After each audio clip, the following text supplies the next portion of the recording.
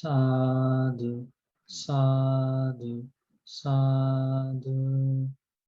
Namo tassa bhagavato arahato samma sambuddhassa. Namo tassa bhagavato arahato samma sambuddhassa. Namo tassa bhagavato arahato samma sambuddhassa. Homage to the Blessed One, the Worthy One, the Supremely Enlightened One. Sadhu, sadhu, sadhu.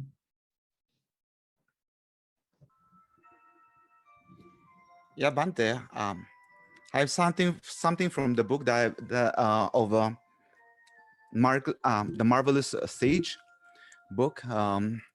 So there's a portion wherein I just want to share with the Kalamitas. There's a portion wherein there's an instant that Buddha actually appeared to the island of Sri Lanka.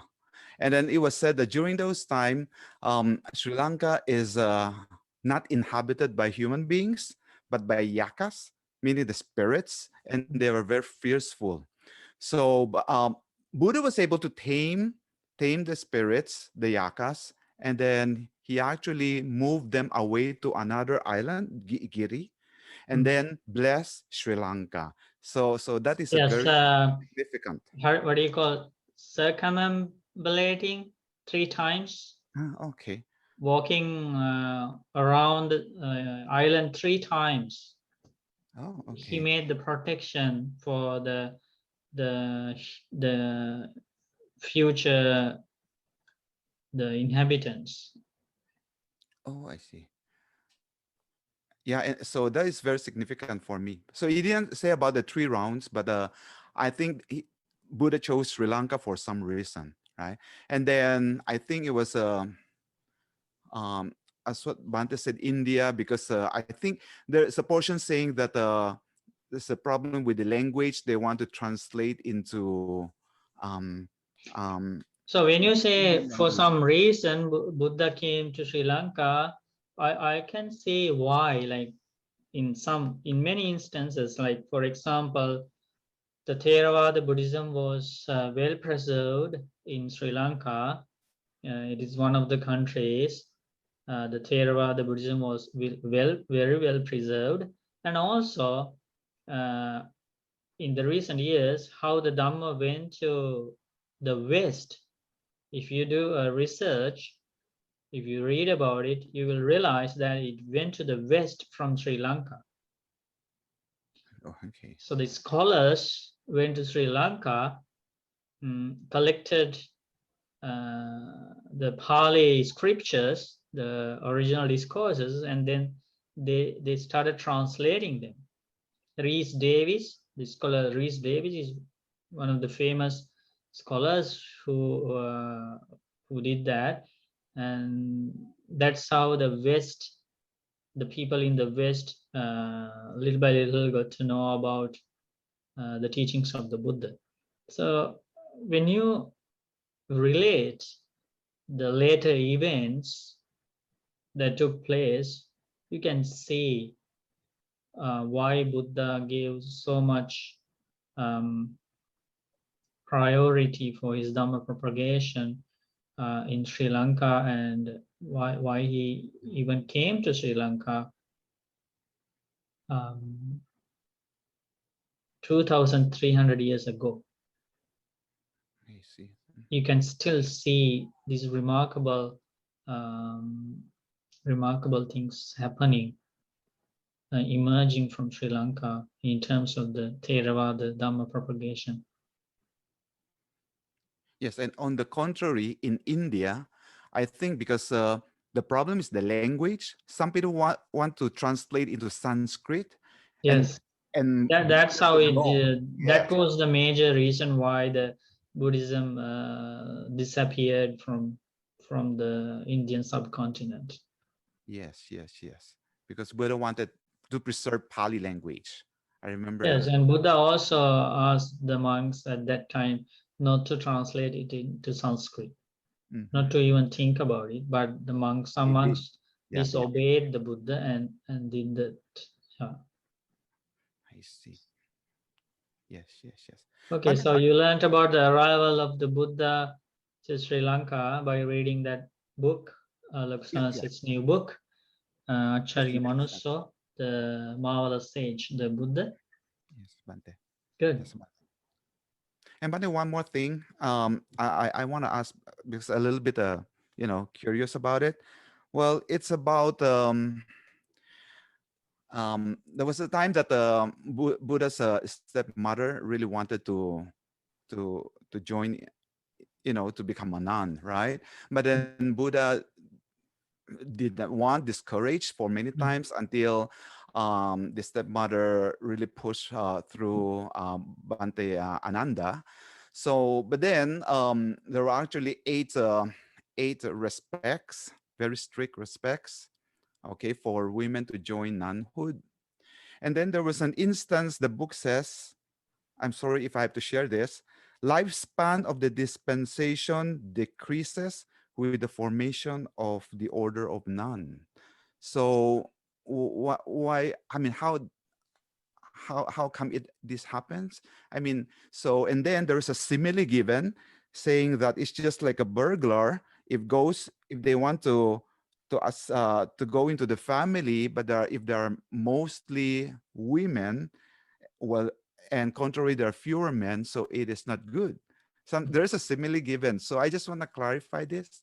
Yeah, Thank you. but the amazing thing was Buddha explained that when he was alive, and the lifespan of the Buddha's dispensation refers to the opportunities for the attainment of the stages of enlightenment will only last for 500 years, and it happened exactly as Buddha mentioned when he was alive. So after the passing away of the Buddha, 500 years after passing of the Buddha, it just so happened, Mhm, and everything was, or the pure teaching started disappearing, and lots of misinterpretations, distorted perceptions, distorted ideas and teachings in the name of the Buddha's teachings widely spread, and lots of different traditions, schools mhm, split from the original Theravada tradition. Yeah, it's completely the pure Dhamma was mixed with so many wrong views, and uh, that link of stages of enlightenment, the Arahant's generation was kind of disturbed after the 500 years after the passing of the Buddha. mhm, mhm. I see. Yeah. Thank you, Bante. Thank you. Rob, you like to share something or ask a question? Just a question, Bante. Just the idea of a retreat. I'm just wondering, when did that come into Buddhism? It seems really central to Buddhism. That's a very good question. And actually, there were no retreats in the original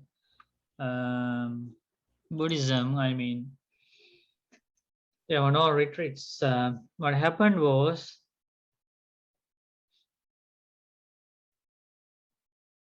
4 times a month. So the retreats are for the lay people. Monks, every day for a monk is a retreat day. Lots of free time for learning, practicing the Dhamma, for practicing mindfulness, meditation. So it's not meant for the monastics, it's for the lay people. So, but what happened was, early days of the Buddhist practice, lay people, 4 times a month, they observed higher precepts at home. They didn't go to the monastery to do that. They observed 8 precepts at home. 4 times a month. And those 4 days were their retreat days.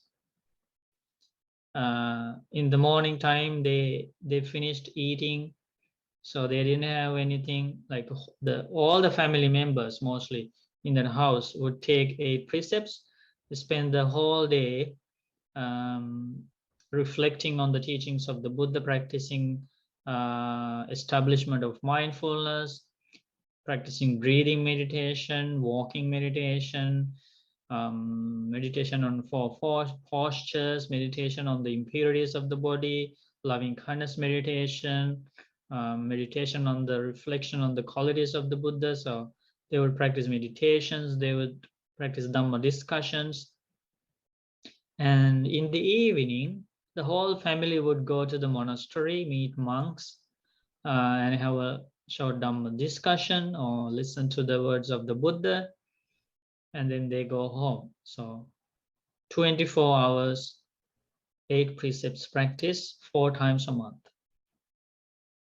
But what happened was, in the modern days of the Buddhist practice, the lay people completely forgot that practice. They ignored that practice and they didn't continue practicing that. So, but still, because monks are still kind and compassionate towards lay people, because they support monks, they provide with 4 requisites and all the needs of the monks. So monks wanted to still help people. So Bhantes organized these retreats. So at least now people can come to the monastery or to any other building, and they will spend more time with Bhantes and follow a schedule, listen to the guided meditations.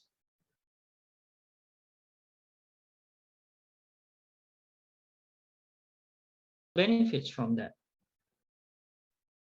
Bob, Rob, did you understand how it happened? Yeah, I understand, Bhante. Is that something that happens in Sri Lanka and the various organizations in Sri Lanka a lot? Yes, sometimes we have forest monasteries where people are allowed to sign up for retreats, 10-day retreats, 30-day retreats, and so on. Let's see.